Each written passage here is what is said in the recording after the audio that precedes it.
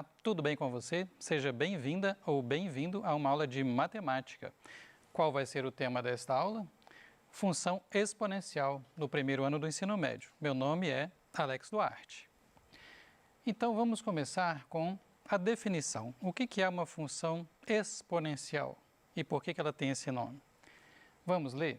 Função exponencial é uma função da forma f de x, né, gente, de função, igual a vezes b elevado a x, com a e b são números reais quaisquer, com as condições de a ser diferente de zero, né, gente? Porque se o a for zero, vai ficar um zero multiplicando aqui, ó, o b elevado a x vai zerar tudo, né? Então, o a igual a zero aqui vai transformar tudo em zero, não vai ser mais uma função exponencial, seria a função constantemente nula. O b é positivo, né? Por que a gente usa o nome b? B de base, né? B diferente de 1. Então, guarde bem essa informação, que ela vai ser importante mais tarde, tá? Spoiler, quando vocês forem ver a matéria seguinte. B é positivo e b é diferente de 1. E essa função é definida para todo número real x. Bom, o a ali está funcionando como um coeficiente, b de base e o x é o expoente, gente. Então, por isso que chama função exponencial. É importante não confundir com função polinomial. Vamos lembrar qual que é a diferença? Você viu x elevado a 1, né, tipo ax mais b, que é a reta. Você viu função com x elevado a 2, ax2 mais bx mais c, que é a parábola. E assim por diante. Tem x elevado ao cubo, a quarta. Nesse caso, a base, que era o x, era variável e a potência era constante. Por exemplo, potência 2, potência 3. Na função exponencial é o contrário. Repara aqui, ó, por favor. B, que é a base, ela é constante e é o x que está variando, né? Então, imagina o x variando aí na sua mente. Ali, ó, a vezes b elevado a x, né? O x é 1, o x é 2, vai ficar a vezes b elevado a 1, a vezes b elevado a 2. O x pode ser um número quebrado, né? A vezes b elevado a 1,5, por exemplo. Então, na função polinomial, a base varia e a potência está fixa. Na função exponencial, a base b aqui varia e fixa, perdão, e o x aqui varia. Então, por isso que ela chama função exponencial, né? A variável está na potência, no expoente. Por que a base é positiva e diferente de 1? Se a base for 1, 1 elevado a x vai dar sempre 1, e a vezes 1 vai dar sempre a. Não é o que a gente espera, né? Não vai ser uma função exponencial, vai ser uma função constante.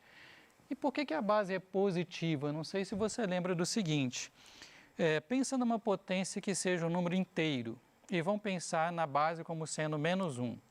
Menos 1 ao quadrado dá 1, menos 1 à quarta dá 1, menos 1 à sexta dá 1. Quando a potência é um inteiro positivo, par, o que acontece? Vai dar menos 1 elevado a um número par, vai dar positivo mais 1. Se for ímpar, né, menos 1 elevado a 1, menos 1 ao cubo, menos 1 à quinta, vai dar menos 1, vai dar negativo. Mas se a base, então, for negativa com uma potência qualquer, não tem como a gente decidir, por exemplo, se você pegar, por exemplo, uma base menos 1 elevado a 1,5. 1,5 não é par e também não é ímpar, não dá para decidir o sinal. Então, a gente faz essa exigência que a base seja positiva.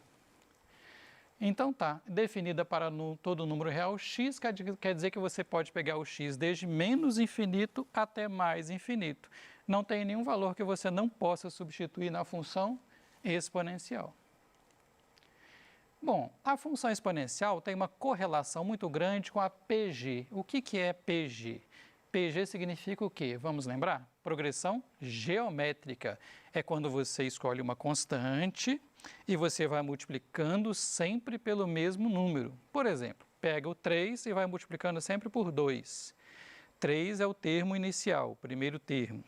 3 vezes 2, 6. Segundo termo. 6 vezes 2, 12. Terceiro termo. 12 vezes 2, 24. E assim por diante. Vezes 2, 48. Por que isso tem uma relação com a função exponencial? Vamos ver? Função exponencial, nós acabamos de ver, é f de x igual a vezes b elevado a x. Lembrando, a e b são números reais, b é positivo, b é diferente de 1 e o x é qualquer número real. Lembrando, o a está fixo, o b está fixo e o x é que varia. E na PG, o que acontece? Nós temos aqui a fórmula do termo geral da PG. Gente, eu sugiro que vocês não decorem esta fórmula. Pensa assim, ó. O primeiro termo da PG é A1. O segundo termo é A1 vezes aquele número constante que eu falei, chamado de razão, representado pela letra Q. Então, A1 vezes Q. O próximo termo, o terceiro, vai multiplicar por Q de novo. Vai ficar A1 vezes Q, ou seja, Q ao quadrado. O próximo termo, que é o quarto termo, vai ser o A1 vezes Q, vezes Q, vezes Q, Q elevado ao cubo. Então, a cada passo que você dá, você multiplica pela razão, que é representada aqui pela letra Q. Então, o que acontece? Se você está, por exemplo, no primeiro termo e foi para o quarto termo, quantos passos você deu? Vamos contar? O primeiro termo, segundo, 1 passo, terceiro, 2 passos e o quarto, 3 passos. Vocês estão vendo que é sempre 1 a menos? Ou então é a diferença, né? Do primeiro para o quarto, você deu 4 menos 1, 3 passos. Do primeiro para o 10º, você vai dar 9 passos. E assim por diante. Só que a cada passo, você multiplica pela constante Q. Então, do primeiro para o quarto, você multiplicou por Q 3 vezes, ficou Q ao cubo. Do primeiro para o 10º, você multiplicou por Q 9 vezes, 10 menos 1 dá 9. E aqui está te dizendo que, para você obter o termo n, começando do termo 1, você vai multiplicar pela razão quantas vezes? N menos 1, ou x menos 1, ou seja, uma vez a menos. Por que a potência aqui é menos 1? Porque você dá um passo a menos, né? Do primeiro para o termo n, você deu apenas n menos 1 passos. E agora, se você comparar a função exponencial com a progressão geométrica, vocês estão vendo que é o mesmo formato? Olha lá, ó. Do lado esquerdo, na função exponencial, é função f de x. Do lado direito, na PG, você está obtendo o enésimo termo, AN.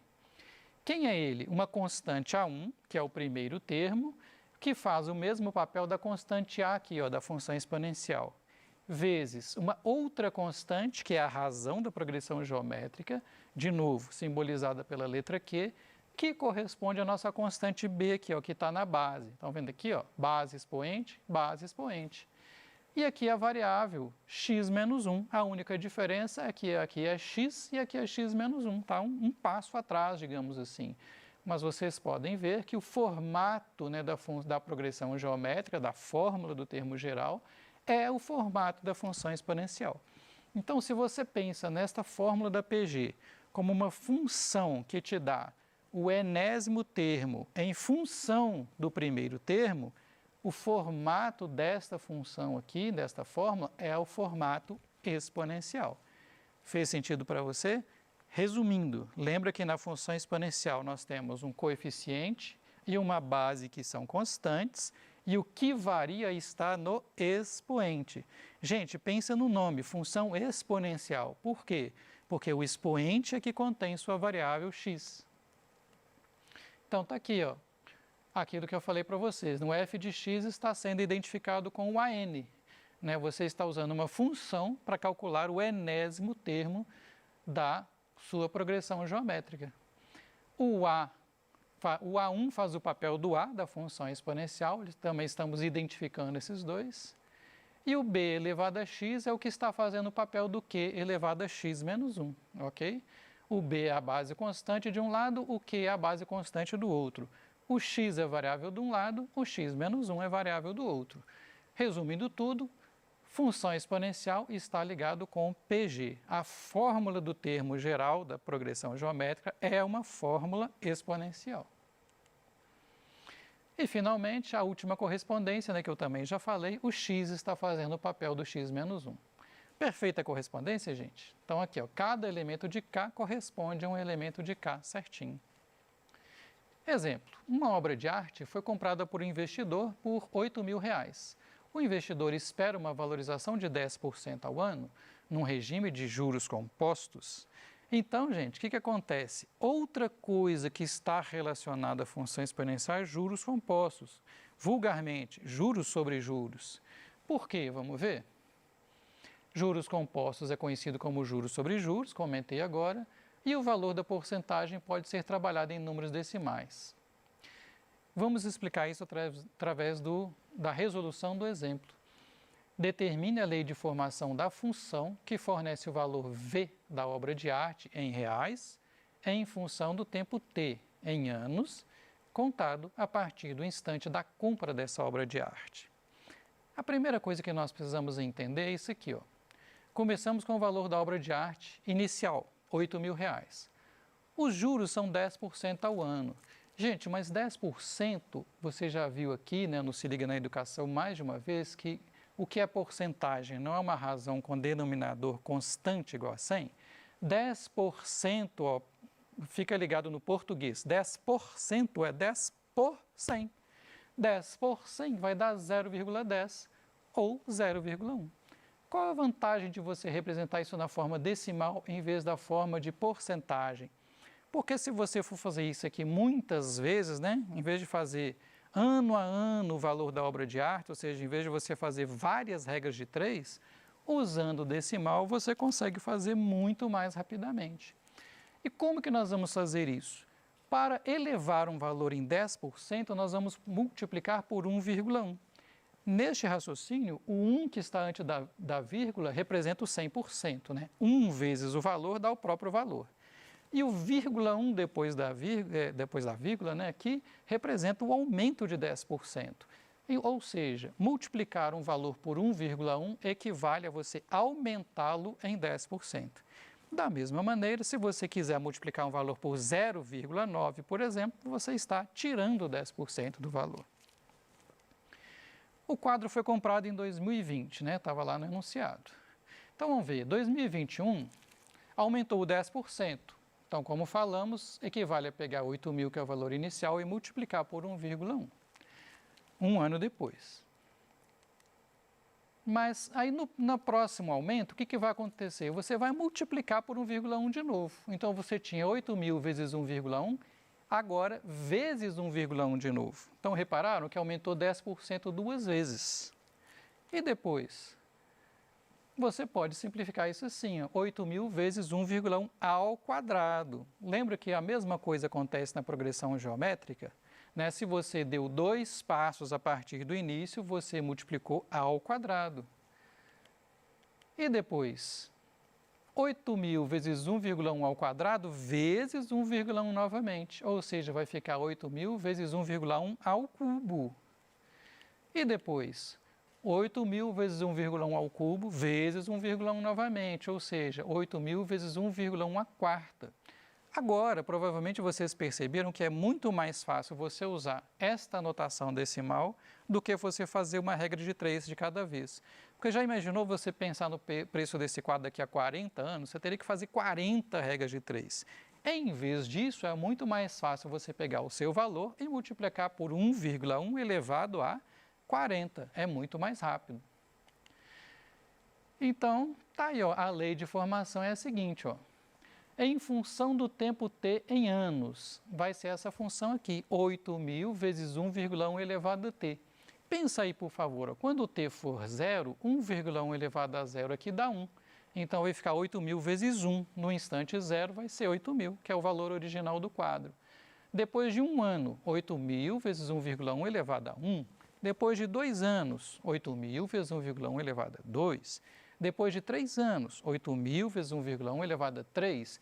Depois de t anos, 8.000 vezes 1,1 elevado a t.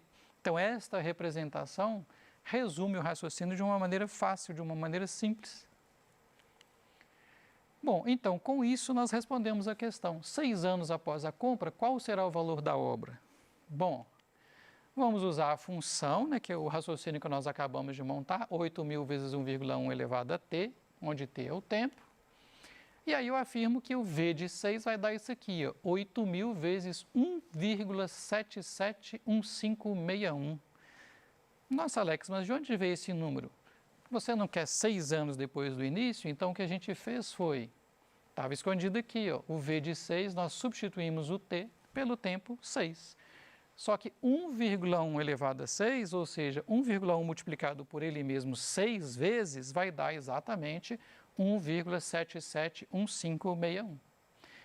Então, você pode, com esta função, descobrir o valor do quadro em qual instante você quiser. Tá aí, ó, fazendo esta conta, né, deu R$ 14.172,49. Esboce o gráfico da função v na letra C. Bom, como que é o gráfico de uma função exponencial? Ela pode ser crescente ou decrescente. Neste caso aqui, como o valor do quadro está aumentando, né, qual que é a sua expectativa nesta, né, aplicação da vida real? Que este gráfico aqui seja um gráfico crescente, né? Pensa aí, se você está aumentando um valor 10% ao ano, né, vai ser um gráfico crescente, ok?